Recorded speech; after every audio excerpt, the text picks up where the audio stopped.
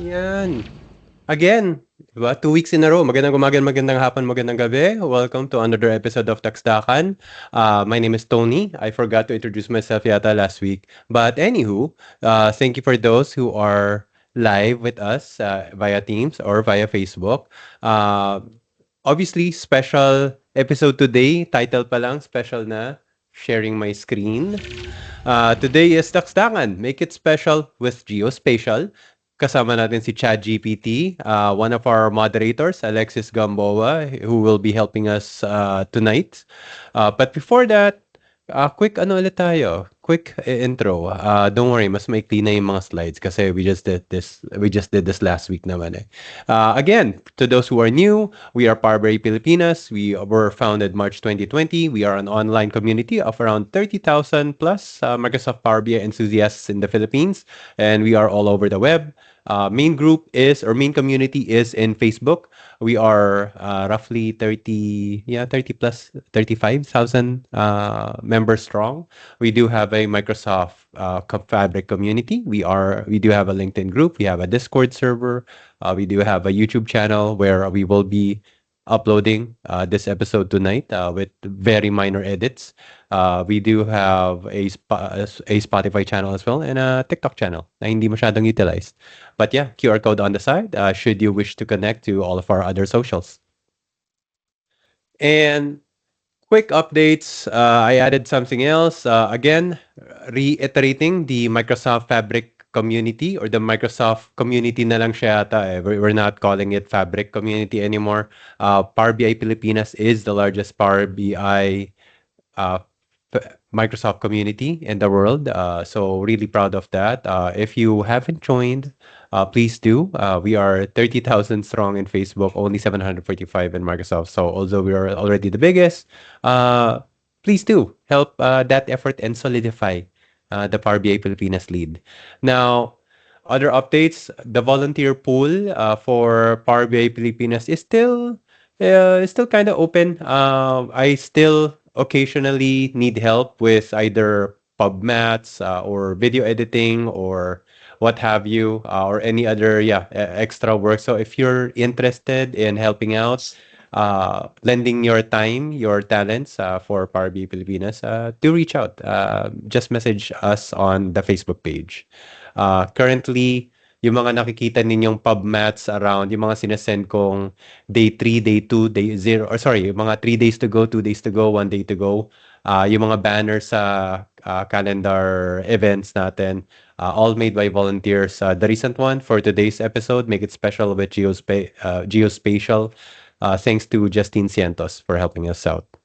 And to be announced pa rin, Data Challenge 2026. Yeah, pretty busy month all around. So most likely well, for sure, hindi na Q1 yung Data Challenge 2026, but yeah, it's either we're looking at middle of the year for it. And Discord server revive, if you're part of the volunteer group, medyo familiar ka with that. We are trying to get more people active with the Discord server, mainly because we're also looking at it as a backup just in case may magkaroon na naman ng problema sa Facebook chats.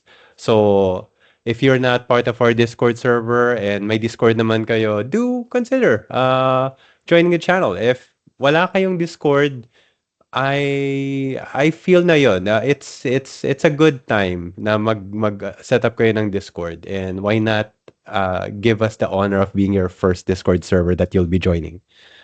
So without further ado, for tonight's special guest, introducing Alexis Gamboa.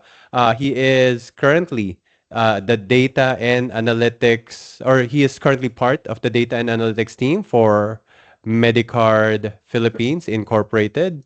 Sorry, meron akong cheat sheet para sa aking intro.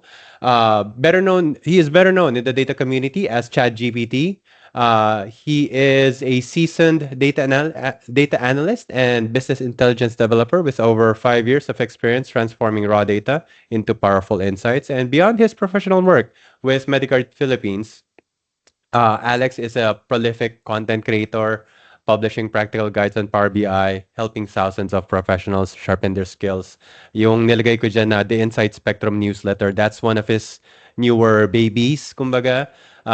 To those who are part of the data community for many years now, medyo familiar kayo probably with ChatGPT with his short form videos, yung mga TikTok style, short style na mga videos niya dati.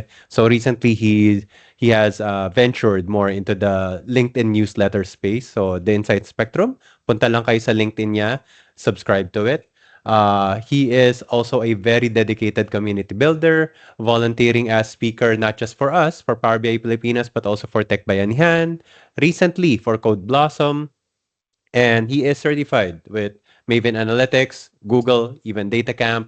Alex blends his mastery with a passion for teaching. And of course, tonight, we are very excited and very fortunate that he will be walking us through geospatial analytics in Power BI. And it will be, of course, a surefire way to make our reports even more special. So, Alex, maraming salamat. Take it away. Okay, thank you, Sir Tony, for that very humble introduction. So, if we're having some guests or we have having viewers from the Middle East, so I hope you guys are safe. And the reason why I chose this topic or geospatial because nauuso ngayon yung geopolitics sa mga usapan. So, I think it's a very timely topic na matutunan natin kung paano create ng charts using geospatial data. So we're going to focus more on the geospatial data on shape maps, okay? And not just the shape maps, the default shape maps in Power BI, but to create our own custom shape maps. Okay, so let me just share my screen, Sir Tony. Okay.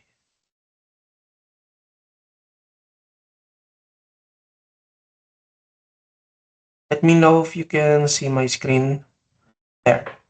Okay. You see, So I'm just going to alter the title a bit. So make your Power BI report special with geospatial.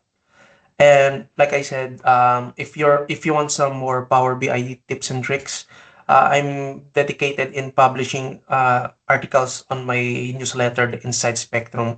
So share ko na lang yung link mamaya. And if you like or if you like to know more about creating advanced and also I also publish some basic steps in creating impactful reports. So you can just go to the Inside Spectrum and subscribe. Thank you. And yeah, our agenda for this is what are the map visualizations that are inside Power BI, the basic maps or the Bing maps, the field maps, and the shape maps.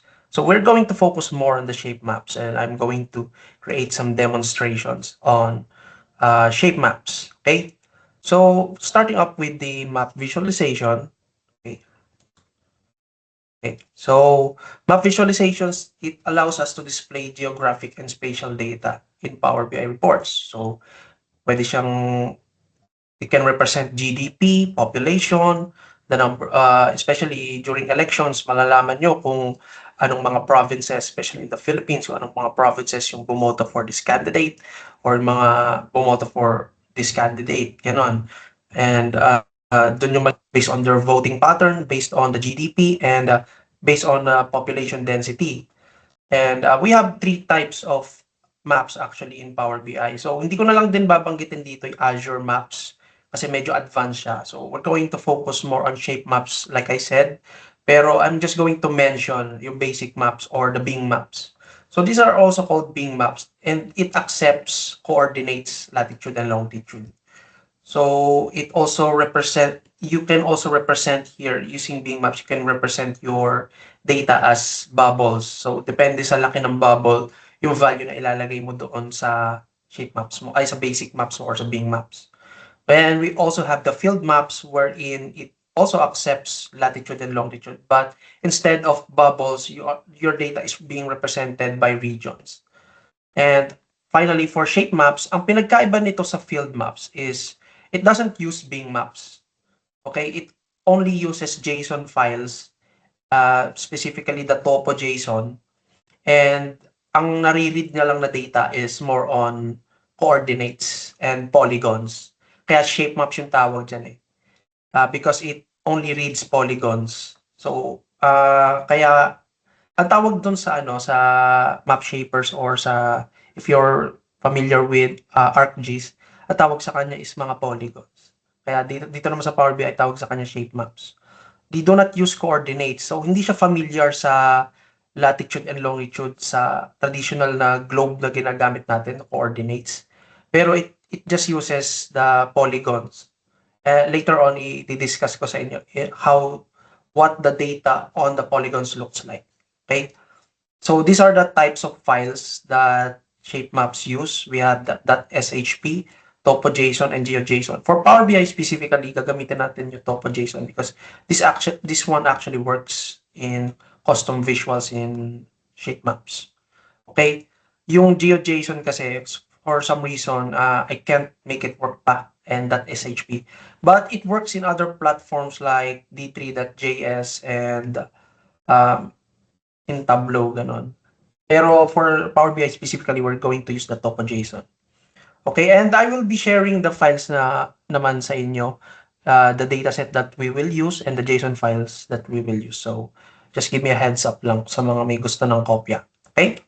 So, the reason why I also chose this topic kasi marami na din nagre-request because I believe last year, I shared the content about my project on the different provinces in the Philippines and I was able to plot it in a shape map and many got interested on how to do it. So instead of kasi wala na akong time to create a video pa on that, so I just decided to make it a forum, like make it a webinar just like this one.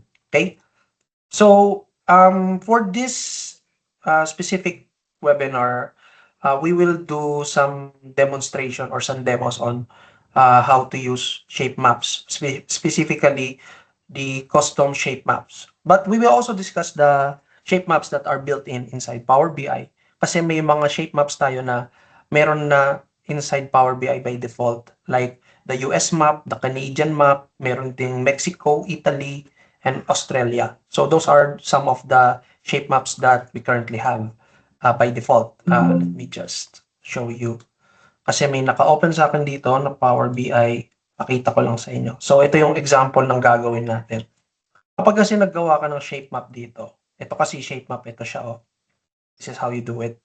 And let's say maglalagay ako dito ng, let's say sa location lalagay ko lang.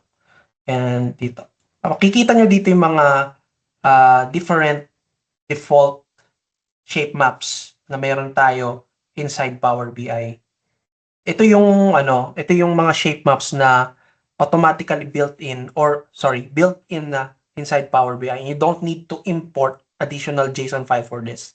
And kung mapapansin nyo, walang Philippines kasi gagawin din natin Philippines mamaya eh. Actually, yung mga gagawa natin ng shape maps, yung may default, yung may built-in which is Canada, gagawa natin ng shape maps yung GDP ng Canada. Gagawa natin ng shape map yung Philippines, yung Philippine provinces by population. And gagawan natin ng shape map yung NCR, National Capital Region, by population density, I believe, yun yung nakalagay dito. And finally, yung last project na, yung last demo na gagawin natin ngayon is the shape map of the Middle East and the oil reserves that they currently have and ano ang impact niya sa nangyayari sa atin ngayon. Okay? Right. Mag-start tayo sa basic shape maps. Sa default shape maps na meron tayo. Okay? So, by the way, in order to create shape maps, you must enable the shape map feature here in preview features under Power BI para mag-work yung shape map sa inyo. And in order to create shape maps, you need to add data. Create muna kayo ng shape maps doon sa suggested visuals. Ganito itsura niya. And katabi lang siya ng basic maps. Ito yung field map, ito yung basic map, or yung Bing map na tinatawag nila. Okay? And ito yung mga default or yung built-in shape maps na meron tayo inside Power BI. And you can all find this under learn.microsoft.com. Okay? So, start tayo dito sa 2024 Canada Gross Domestic Product or the GDP. Okay? If mapapansin nyo dito, ito yung map ng Canada. Built-in siya inside Power BI. Okay? So, yung pinakama-tingkad na kulay or the one with the highest contrast as compared to white is the one with the highest GDP, which is Ontario. And meron din siya supporting data dito, kung makikita nyo. And it somehow functions as a heat map. Okay? So, paano natin gagawin to? So, basically, this is as easy as drag and drop. Okay? So, ang gagawin natin, of course, ito kasing Canada map, pag sinelect ko siya dito under Canada provinces. Okay? Bawat isa dito, ang tawag dyan ay polygon. And bawat polygon dyan may pangalan. Okay? Ang pangalan na dyan, built-in na. For example, ito. Legend undefined. Undefined pa siya. Pag tinanggal natin tong legend, ayan. Ang ilagay natin dito is Canada. Yung GDP ng Canada. Okay? Ang ilagay natin na measure, gumawa ako bali ng measure which is the sum of the Canada GDP. And ang itsura ng table niya, ito siya. So, we have ito mga ID lang to ng polygons natin. Pero ang pinakagagamitin natin for the location is yung name. Okay? This is the name of the location. And this is the GDP. So, basically, very simple lang yung dataset natin. But we will not be focusing on the dataset kasi we will be focusing on the map. Okay? So, lalagay ko lang dito yung GDP value, which is the sum. Ilalagay ko sa color saturation, which means it will function as a heat map. And if we select here, makikita mo dito yung pangalan ng each polygon. Merong ID, ISO, name, and postal. So, maganda, nagmamatch yung yung name niya. Okay? Yung name, halimbawa, Quebec, magmamatch doon sa location. Okay? So, ang lalagay ko dito ngayon yung name. Ayan. So, ibig sabihin, yung data natin or yung dataset natin nagmamatch doon sa map. Kasi halimbawa, mamispell natin yung isa, let's say Quebec, naka-K yan, hindi siya magko-color, magiging blank lang siya. Ganun yung mangyayari dyan. Okay? So, upon doing this, ayun, nagaya na natin yung nandito. Oh. Okay? So, that's just the built-in shape map. So, mas magiging interesting siya pagpunta natin dito sa sa what we call this, the custom shape maps, which is I think it is not included kasi walang Philippines map dito. If mapapansin nyo, custom map siya. And if we view the map type key, ayan, ibig sabihin ito yung pangalan nung mga polygons dito. Kailangan ma-match natin, yung dataset natin dapat mag-match dito. Kasi kapag hindi siya maps, hindi siya magko-color dyan.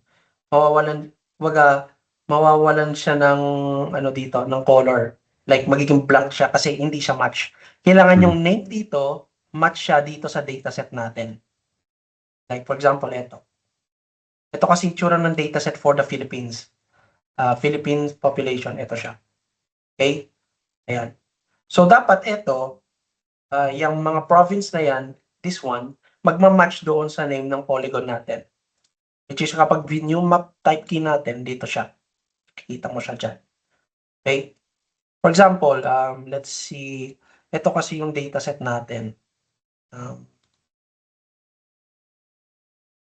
Ito yung Philippine population map. Let's say, magpapalit lang ako ng pangalan ng isang province. Namimispell ko lang siya.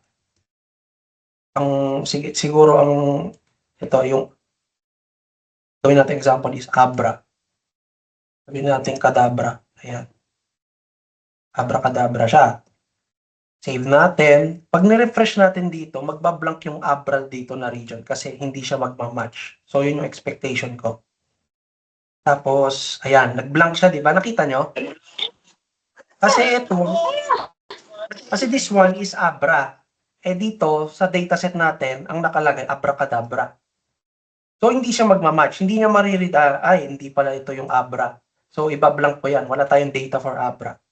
Kasi ang meron tayo is Abracadabra. Ngayon, babalik ko siya sa Abra. And pag nirefresh ko to, babalik siya sa dati. Okay? So, paano ko nakuha yung JSON file for the Philippines? So, madali lang yan. I-demo ko lang sa inyo dito para at least alam ng iba kung paano mag-import ng shape maps from the internet na hindi built-in sa Power BI. What you're gonna do is go to godm.org. This is free naman eh. Punta kayo sa data. Okay? Ngayon, you can download spatial by country. I-click nyo yung country. Kasi mamimili tayo ng country na pagkukunan natin. Let's say gusto ko Philippines. Yan. Ito tayo Philippines. And I'm going to download yung GeoJSON. Level 0 is, I believe, by region. Level 1 by province. Level 2 is by city.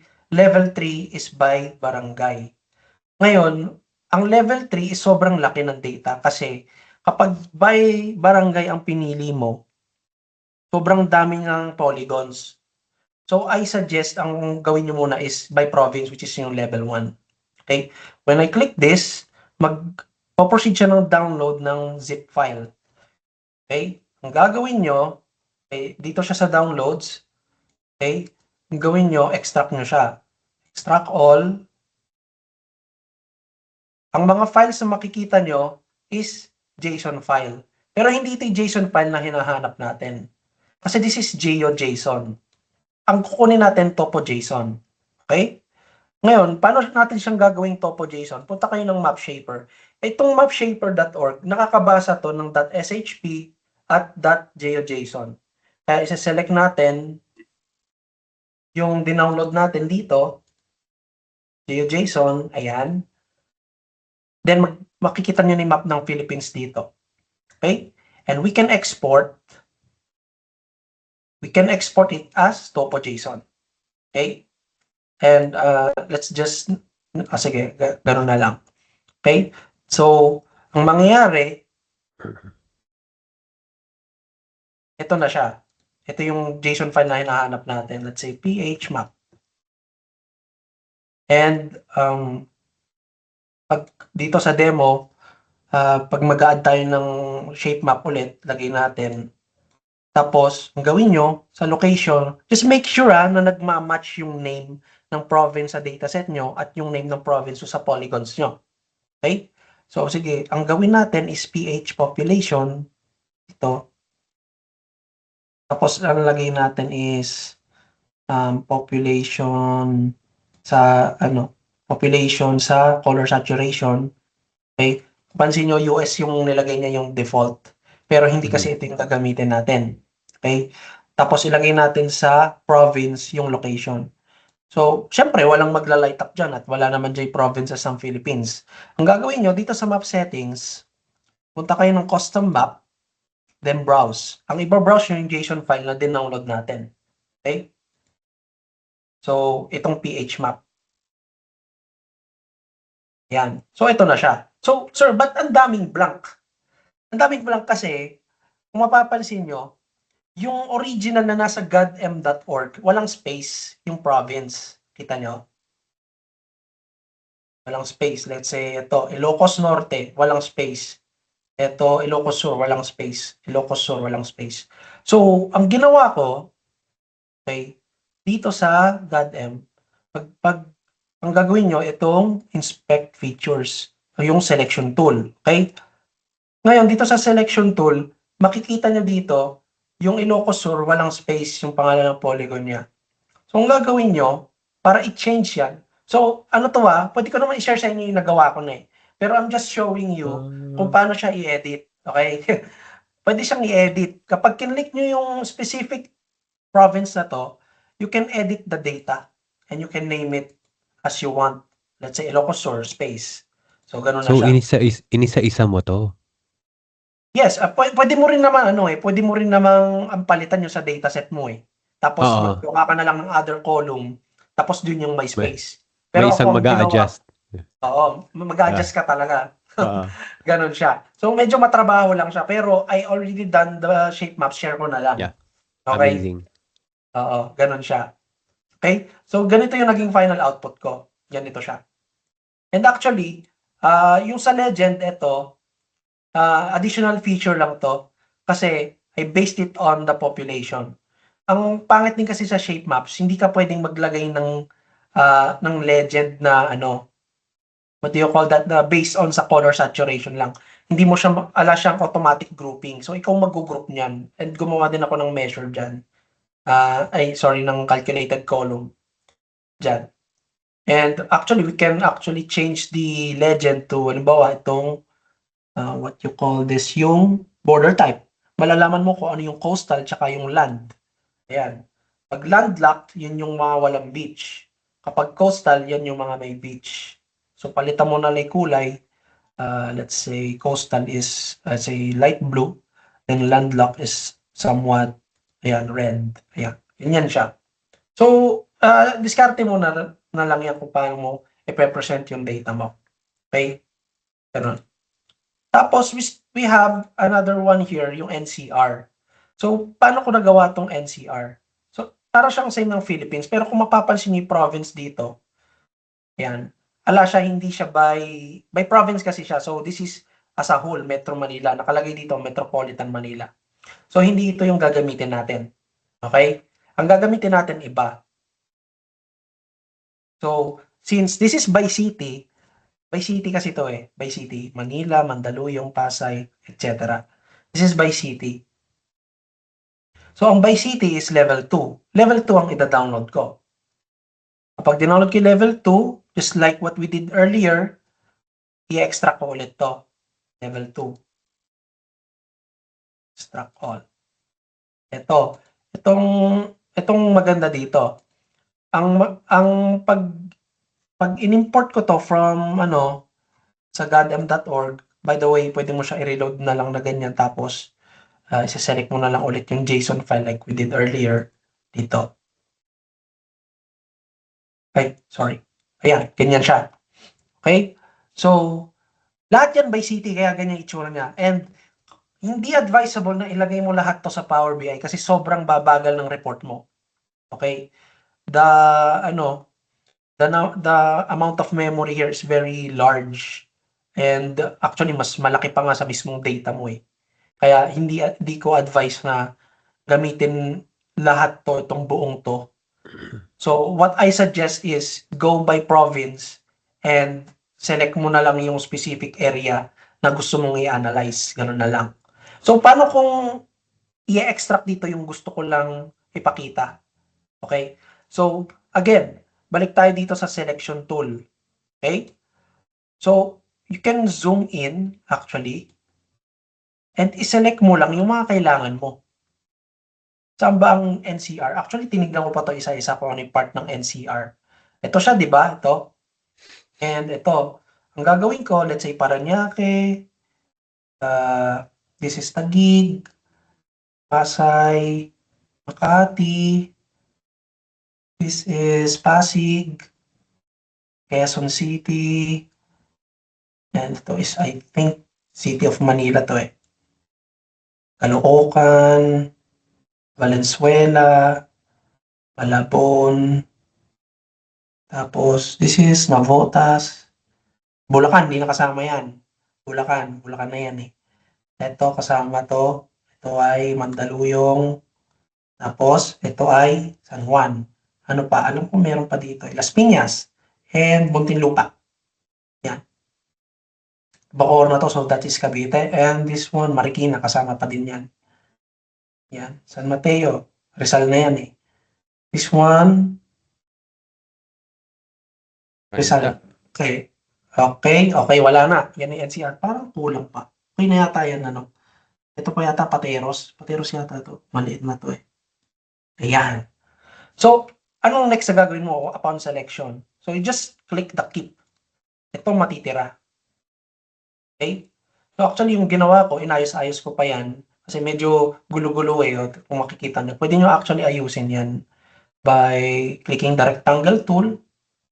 Okay? Tapos, ay, teka lang. Pala rectangle tool. Edit polygons yan. Pwede mo siyang i-adjust na, ayusin mo lang. Ganun. Kasi, papansin nyo may mga lagpas-lagpas, di ba? Ganyan kahirap gumawa ng polygons. Ganyan kahirap gumawa ng maps. Kaya, pansin ko siguro yung creator nito medyo nagmadali. Okay? So, ayan. To cut the story short, ganito ko siya in-extract yung map natin. Itong NCR. Okay? So, ang mahalaga, napakita naman natin yung buong shape niya yan dito. Okay? Ayan. So, like we did before, upon selecting, siyempre, pinalitan ko yung yung mga pangalan niyan. Ito, for example, itong Las Paranaque, ang nakalagay kasi sa data ko is Paranaque. So, pinag-match ko na lang siya. And, ito siya. Paranaque, ito, mariread niya yan dito. Pati Las Piñas. So, to cut the story short, same lang din ang ginawa ko earlier here in the Philippine map. Okay? Ayun. So, ganun siya. And finally, ito naman yung pinaka-last natin for this demo, which is yung the Middle East oil reserves. So, this one, I think pinost ko to sa Facebook yesterday. And it's very interesting kasi wala kasing world map dito sa godm.org. So, I had to look for another JSON file. Okay? So, yung JSON file of the world map, nandito siya. I-share ko na lang din sa inyo sa mga may gusto ng copy. Okay? Then, ayun. Nandito siya sa ito, world. Ayan. Ganit, hindi. Na-edit ko pala. Na-keep ko pala yung Let me just check ulit. Na-edit ko na yung part na yan eh. So, I'm going to look for the unedited part.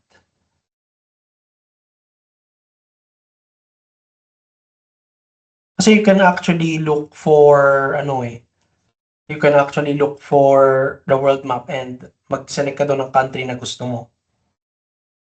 Para siyang yung mga flat na mapa ba to? Yes, yes. Yung kumbaga from US, kita mo yung NA, tapos may maliit na Philippines, dyan sa equator, ganun. Andito yata yun, sa may GitHub. World And, map sensitive. ayan. Ito siya. Too many requests.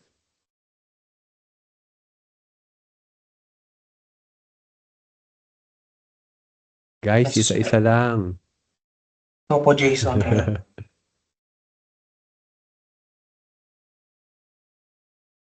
Well, anyway, ito siya.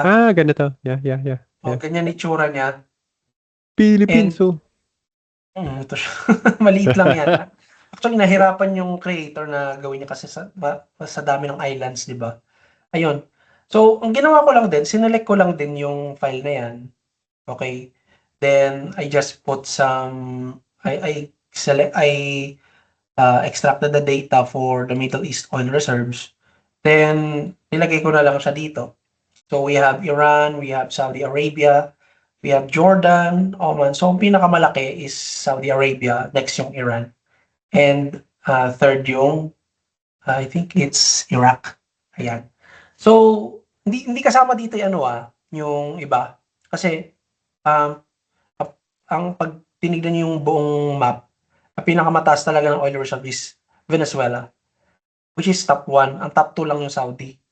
Pero if we combine yung oil reserves ng buong Middle East, it actually contributes to around 49.56%. And the rest of the world is 50% na. So, itong maliit na area na to sa map natin, nandito lahat ng oil reserves, and dito siya dumadaan sa Strait of Hormuz. Dito. So that's why if you go through Facebook, you go through the news, the Strait of Hormuz remains closed, and it affected all of us in the world because of the oil. Yeah. Anyway, ganun siya gawin. Okay, yung mga shape maps natin. Ayun. So, if you want the files, so like I said, maikli lang naman to, and I just want to share it. I just want to share it with my fellow aspiring data analyst and enthusiast on data, especially yung mga interested sa mga ano, gusto ng map, Okay. mga Okay. heat maps, gano'n. Yeah. Ayun, I hope marami kayong natutunan. That's all, Sir Tony, and Ganda, ayun, ganda. I'll just share the PBIX with the ones who are interested. Okay? Ano sir, siguro you can either comment or bigyan mo kami ng link tapos i-repost ko rin na lang. Okay, sige. Maybe Google Drive mo, OneDrive, whatever. Mm. Tapos yun, set to public dun sa or pwedeng ilagay mo sa file sa Facebook, ano? Sa Facebook group. Meron doon sa May Facebook files group sa ano na lang. tayo, files sa ang tawag Yes. doon. Basta tab Yes. or something. Sa Mm. pwede rin naman doon. Ano, something to add pala, dati may nakita akong ano, gumamit ng shape map tapos floor plan nila. So yun Yes, custom talaga. Pero yeah, pwede yung ang gawin yun. ginagawa So yun actually sa ano, may tool doon, what and we kaya call ng that map shaper, di ba? Di ba? Kala ko kaya nito. Ni mapshaper.org. si Map Di ba? Shaper is you can use this to ano, to edit the existing JSON, but Kailangan I meron ng really something. I really haven't used this in creating from scratch. Yeah. Baka I believe alam ni Nestor yun eh. So, Ay, si um Nestor pala ano rin. I think Pala JSON merong din. kalimutan ko na yung pangalan ng tool na yung QGIS yata yon dito. Ito yung Mhm. tool na pang-create ng gano'n, Open QGIS. source desktop. Ayan. Yan. So, yun na. Kumaga, if may maisip kayo, to those who's watching this, na mga may floor plan kayo, gusto nyo magkaroon ng parang either temperature evaluation per room or per table in a certain, I don't know, in a certain conference event per slot, pwede nyong literally, yun, This one, QGs oh, or whatever. QGIS, this one. Pero ito, mapa rin, ano, mga street. Medyo, Pero yung, ano, oo. street yata May ito, tama ba? Oo, if you street want zone to yata. ano, talagang mag-dwell talaga sa sa Geospatial geospatial na. mapping, oo, ito talaga yung Yeah. tool para do'n. Oh, pero yun, kumbaga you can be, pero yun, kumbaga ano lang, hindi lang siya nalilimit doon sa iniisip nyo na Mm, open street map lang, parang ganyan. So, yes. ultimo indoor mapping, pwede nyong gawin para ma-visualize nyo yung nangyayari in a certain indoor space, pwedeng ganun. Mm, Or laman ng refrigerator nyo, pero yun. mm. Pero In yun, kumbaga other any graphic countries, diba? Kaya. in other countries, Sir Tony, specifically Canada and US, meron talagang role for GIS lang. Hindi siya tawag na data analyst eh. GIS engineer yata or GIS analyst. So, Parang si ano ba et to? pang Si Arman GIS ba lang to? talaga sila. Parang si Arman yata to eh. Oo. 'Di ba? Si Arman Castroverde, yan, shout out. Ang alam ko 'yon, medyo GIS related siya. Ayun, tsaka ano, sa US nga sa Canada kasi marami silang minamap out na mga malls, Yes. stadiums, yung mga ano nila, major public spaces nila, naka-map out pati yung interiors eh. Wala pa sa ganung level yung Philippines eh. Pero 'di Dapat. ba, ganun ka grabe yung Google Maps nila na kayang magsabi kung nasa ang floor yung And ano, Marks and sa Spencer mga na hinahanap urban mo. planning ginagamit siya. Ayan, yan. Correct, correct. So Pero ayun, Sir yun, Tony, for the meantime, this is what I want to share. So hopefully, magkaroon ulit tayo ng another Dakan and I'm willing to share other data visualization techniques. Yeah. nag-enjoy ako. Salamat, maraming salamat. Any questions nga ba from anyone? Ang nakita ko lang na question from Facebook is Mhm. yung yung file nga kung paano daw nila makukuha. Pero yun, for sure sa FB community ka na lang ba mag-aano? Sa Either yun, ano na lang, either check out the FB sa Power community BI or Pilipinas ko share para mag-join yeah, sila doon, yeah. di ba? Oo. Salamat, Ayun. salamat. Pero yun, sa Power BI Pilipinas community lang, Sir Aldwin. And is there a way we can do? Ayun, si Miss Barbara, may question. Is there a way we Mm. can do maps down to barangays of a city? Ayan, na-discuss Sige, mo na in a i-demo way. natin. I-demo Ayan, natin. i-demo na, Pakita ko i-demo sa inyo na. kung paano. Okay. Like I said, share screen ako ulit Ayan. Actually, may project ako dito, okay, na I think,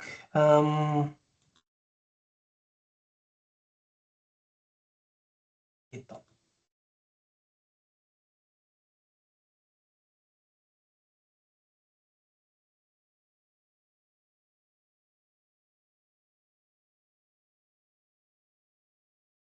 I think I lost the file. Wait lang. Ito mapping. Ayan.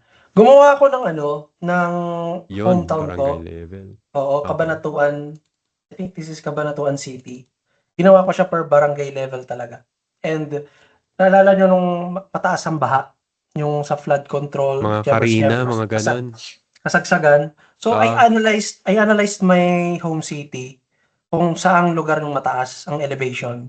So nagpunta lang ako sa philatlas.com or Wikipedia to gather the elevation data and ganito ko siya kinuha. So yung buong Cabanatuan and this is the barangay. Okay? So ito yung elevation niya, 20 to 30 meters, etc. hanggang 80. So ito yung pinakamataas.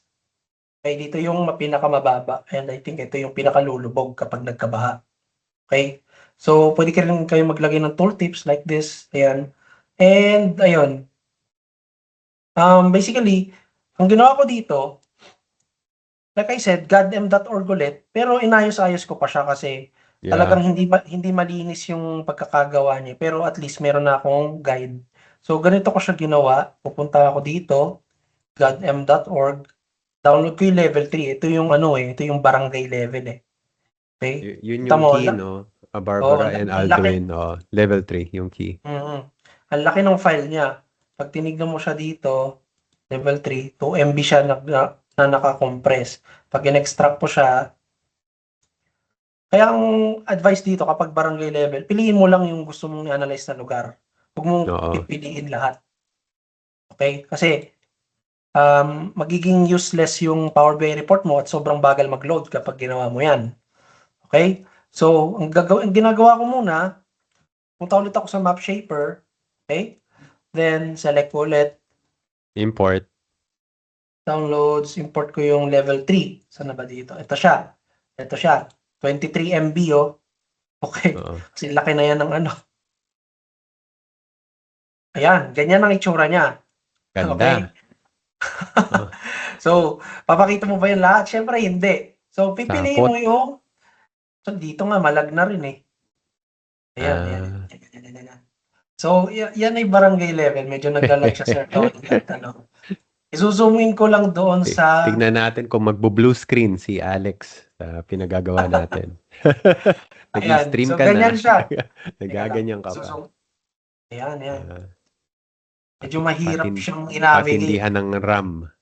Oo, sa RAM yan actually. Oo, kasi browser based eh. Patindihan ng RAM to. Walang ano to, no? Wala siyang sana table view. Kumbaga para table view, filter to kabanatuan, kunwari, ganun. Para agad, Actually, rekta. so far wala akong Oo, alam ano, dito. yun yung Ano ano siya? nito eh. Pwede mo siya actually dito, pero I have no Yun lang. knowledge on CLI. Ito yung CLI version niya, ito yung GUI.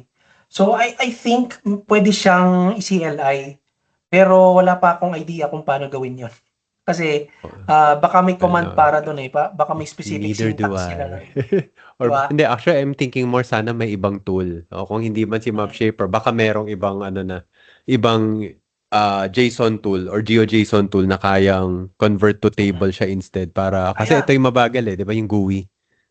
Tapos sa Kabanatuan, ginawa mo isa-isang left click 'yon per barangay. Ganun yung ginawa mo. Sinelect ko lahat nung under Cabanatuan. Oo, Yan. selection tool tapos isa-isa. Ganun, no? Oo, isa-isa yan. My Kasi gosh. hindi mo pwedeng i-drag at lahat yan may polygon. Okay? So, Ayan. ganito mo siya gagawin. Tsatsagain mo talaga. Nagtanong rin si Barbara, specs reveal naman ng laptop. This is Ah, ano this nga is ba? So, ganitong performance, ano yung specs mo? this is Lenovo Yoga to eh. 5i. 5i nga ba? 5i? i5? Ano ba yung, ano ba yung 5? Or sa yoga ba yun? Hindi ako familiar sa sa yoga line, sorry. Teka. Pero ano na lang, CPU RAM, tsaka GPU, wala naman ng effect. So, GPU kahit isang naman. CPU RAM. At least dun sa sa mga JSON kasi, hindi naman yata kumakain ng GPU na, no? Hindi. Mas RAM pa Sasama rin mo siya. talaga.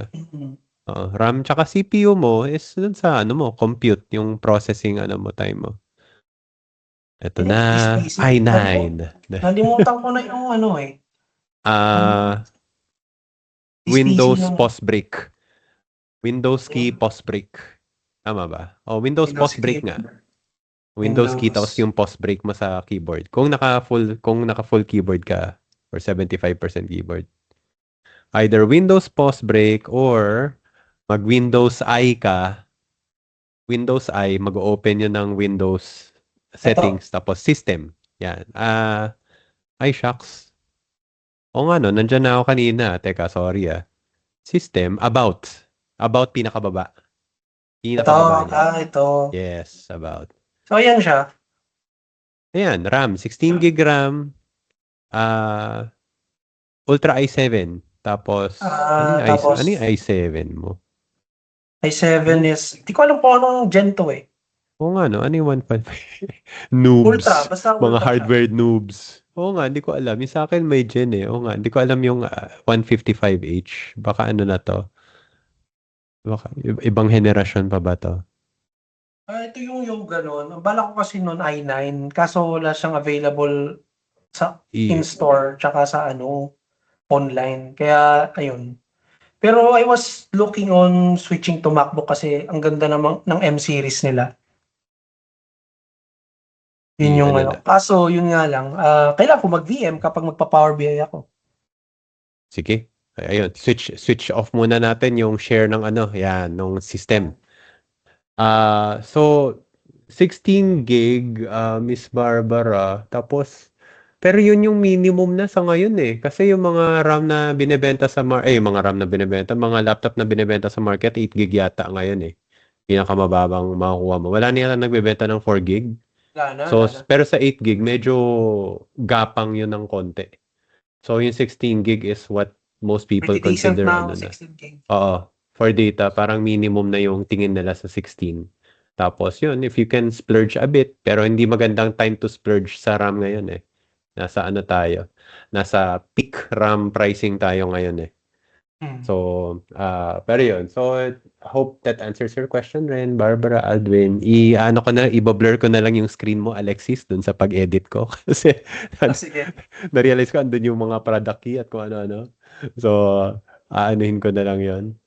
Pero yun, thank you for the questions, Barbara, Aldwin. Any questions pa? Pero yun, yung barangay level is yun lang yung pinaka-key eh.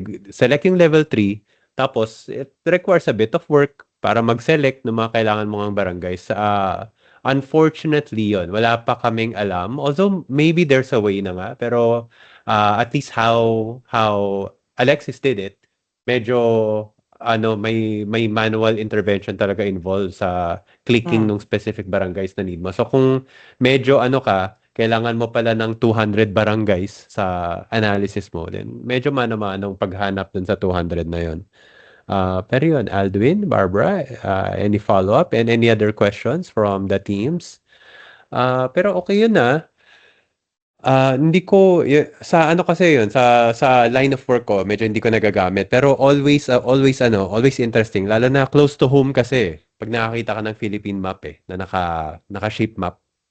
Lalo na barangay level. Lalo na yun nga, in your case, doon pa sa area mo, kabanatuan talaga yung So always, kumbaga may automatic uh, uh, hook ng interest pag nakita mo yung ganun. So, ang ganda, ang ganda. Okay, goods daw si Barbara. Thank you. Mukhang bibili ng bagong laptop Barbara. Nagsha-shopping pang shopping na tanong. Anyway, ayun lang. Invite mo na lang sila, Alexis, sa Yes. mga socials mo. I invite everyone here to subscribe to my newsletter. Ayan. Kasi ang purpose ng newsletter ko is to really help analysts, data analysts, yung mga starting out sa Power BI as well as yung mga may alam na to kasi ako mismo, ang purpose ng newsletter ko is di lang para sa mga data analysts, para sa sarili ko rin. Minsan may nalilimutan akong technique, binabalikan ko, binabasa ko ulit yung newsletter ko para balikan yung, ay, paano na nga ba to? Paano na nga ba yung technique na to? Kasi hindi naman lahat is, kumbaga, hindi lahat maalala mo And Hmm. you can use AI for that, pero sometimes yung AI may ano siya, may sablay din, eh, kapag hindi tama yung prompt mo, kapag di ka nag-prompt ng tama. So, I would suggest na ano na lang, True. ah, through newsletter or through online guides. So, yun yung binabalak ko is to create enough articles in such a way na maging guide na siya para sa mga, future developers and future data analysts and report developers. Ayan. So, shinare ko dito sa yung The Insight Spectrum. Ayos. Ito talaga yung pinag-i-invite ko kahit wag na masyado sa FB. Kasi mas nakakatulong to eh, kaysa sa FB page ko eh. Mas dito ako nag-focus eh, Ayun. Ayan na. Subscribe. 'Di ba? 3,824 subscribers. Not bad, not bad. Pero Yeah, yun and totoo. Very this is helpful. this is in English eh kasi may mga Bombay din, mayroon ding mga other nationalities na nagiging interested din sila sa for example, nag-create ako ng article na how to create lollipop charts. So Yes. lollipop charts kasi is not readily available sa Power BI pero we made it readily available using native visuals. So isa yon, marami kasing nagtatanong paano mo ginawa yon? Paano mong napalitaw yon without using app source or custom visual. So isa yun sa mga tinatanong and without using SVGs and HTML visuals, which is yun din yung isa sa mga pinag-aaralan ko ngayon kasi very interesting siyang gawin in terms of um, data visualization. Yeah. So it's Ah, something that I'm currently working out. Ayan, so yun lang Sir Tony. Thank you very much for having me here in Daksdakan. So hopefully makaisip ako ng another topic for a webinar and we'll see you guys again. Ayan. maraming salamat din. Last check for questions. Going once. Teka, mali. Wrong screen. Going once. Going twice. Ayos. Okay na. Yeah, same. Thank you sa pag-link ng newsletter. Yeah. Welcome, Barba. Salamat sa lahat. Salamat sa lahat ng in advance sa mga magsa-subscribe sa newsletter ni Alexis. Again, the Insight Spectrum newsletter. With that, everyone, have a good evening, good night sa mga, I don't know, sa mga summer vacation na sa school. Mhm. So enjoy your summer vacation. Enjoy your very cold summer vacation. And, ay sorry, may nag-ano ba? Na-distract ako. Meron bang nag-raise ng hand? Walang nag-raise ng hand. So again, good night, good evening. Happy creating mga Power BI-ists and maraming salamat ulit, ChatGPT. Thank you, sir. Have a happy Good weekend. night. Bye-bye. Happy weekend.